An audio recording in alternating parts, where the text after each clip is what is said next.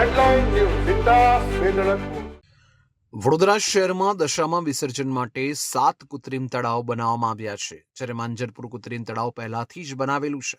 પરંતુ આ વર્ષે માંજલપુર કૃત્રિમ તળાવમાં દશામાની મૂર્તિ વિસર્જનની પરવાનગી ન મળતા માંજલપુરના રહીશોએ આક્રોશ વ્યક્ત કર્યો હતો.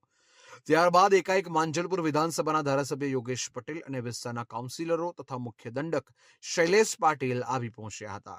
ગ્રામજનોનું કહેવું છે કે દશામા વિસર્જન દરમિયાન લોકો દશામાતાની મૂર્તિ પોતાના માથા ઉપર મૂકીને વિસર્જન કરવા જતા હોય છે.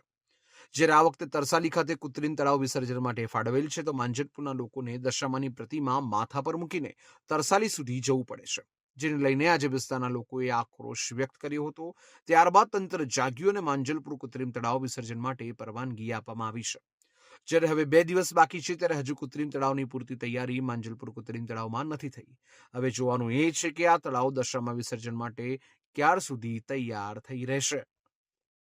જી બિલકુલ, મને અહીંયા જાણવા મળ્યું કે કેટલા 3-1 દિવસથી કે અહીંયા માંજલપુરમાં જે કૃત્રિમ તળાવ બનાવવામાં આવ્યું છે એમાં દશામાનું વિસર્જન કરવામાં નહીં આવે. જ્યારે આગળ પડતા તપાસ કરી તો કરોડોના ખર્ચે બરોડામાં કૃત્રિમ તળાવ બનાવવામાં આવ્યા છે, એટલા માટે કે એ નામ પર કે પ્રકૃતિને બચાવવા માટે, પાણી બચાવવા માટે, નદી તળાવ બચાવવા માટે બહુ સરસ વાત છે. પણ વાત કરું પહેલેની, જ્યારે દશામાં હોય ગણપતિની મૂર્તિ બેસાડી જે વિસર્જન કરી, જે ઉત્સાહ હતો પબ્લિકનો એટલો બેસ્ટ કે એનું કોઈ લિમિટ નહીં, મજા આવતી હતી બધી રીતે. પણ અત્યારે છે ને સરકારે બધું હાથમાં લઈને ટોટલ તહેવારો પર દબાણ કરવાના લાગ્યા છે, હિન્દુત્વ તહેવારો પર દબાણ કરવા લાગ્યા છે. તો ત્યારે આજે અહીંયા સ્થાનિક લોકોએ જ્યારે રજૂઆત કરી અને મેસેજ ફરતા થયા, ત્યાર પછી કોર્પોરેશનના આપણા MLAથી લઈને કોર્પોરેશનથી લઈને બધા જાગૃત થયા, અહીંયા આગળ આવ્યા. અને અત્યારે એવું કહેવામાં આવ્યું કે અહીંયા આગળ અને કોર્પોરેશનમાંથી 2 અધિકારીઓ આવ્યા. ત્યાર પછી એમને કીધું કે અહીંયા આગળ તમને તળાવ આપણે કૃત્રિમ તળાવ છે મૂર્તિનું વિસર્જન કરવામાં આવશે. અને બીજું મને એ પણ જાણવા મળ્યું કે ગણપતિ જ્યાં વિસર્જન થશે ત્યાં દશામાની મૂર્તિ વિસર્જન નહીં થાય, જ્યાં દશામાની મૂર્તિ વિસર્જન થશે ત્યાં ગણપતિની મૂર્તિ વિસર્જન નહીં થાય. તો આ કેટલે યોગ્ય લગીન છે. આ ખાલી કોર્પોરેશનના જે અધિકારીઓ છે એ ખાલી પૈસાનું શોષણ મન ફાવે એમ કરી રહ્યા છે અને કાયદેસર જે પબ્લિકના પૈસા છે પૈસાનું પાણી કરી રહ્યા છે.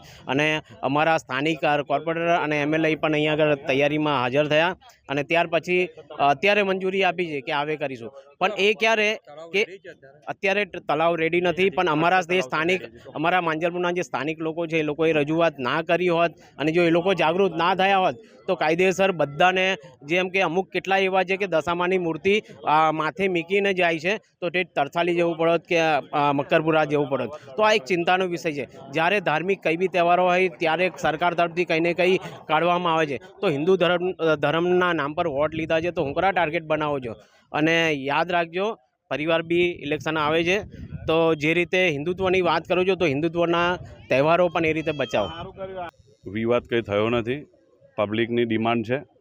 ગઈ સાલ જે રીતના દશામાતાની મૂર્તિનું વિસર્જન અહીંયા થયું હતું એ લોકોને તરસાલી સુધી દૂર પડતું, એ પાછી રજૂઆત ધારાસભ્યશ્રીને કરતા આ વહીવટી પાંખે જે નક્કી કર્યું હતું તરસાલી મકરપુરાનું, પબ્લિકને જે ડિમાન્ડ હતી એ ધ્યાને લેતા આજે છેલ્લો દિવસ રહ્યો ત્યારે એ લોકોએ બધું રજૂઆત કરી. મેં અમારા ધારાસભ્યશ્રીને રજૂઆત કરી, એમને સિટી એન્જિનિયર કમિશનરને કહેતા આજે અહીંયા પરમિશન આપવામાં આવી છે. હવે ગણેશ વિસર્જન જે માંજલપુર ગામની આજુબાજુની જે સોસાયટીઓમાં જે લોકો ભક્તો છે તે અહીંયા વિસર્જન કરી શકશે. 1 દિવસમાં તૈયાર થઈ જશે કૃત્રિમ તળાવ? બધું રેડી છે, તાળપત્રી એકલી લાવવાની છે, પછી લાઇટો રેડી, તળાવ રેડી, પાણીને હમણાં લાઈન ફાયર બ્રિગેડની ગાડીઓ આવે છે, પાણી ભરી દેશે. એટલે ખૂબ સરસ આયોજન, સુંદર થઈ જશે. અને સફાઈ પણ બધું અત્યારે સૂચના આપી છે, અધિકારીઓ બધું તૈયારીમાં કરી દેશે.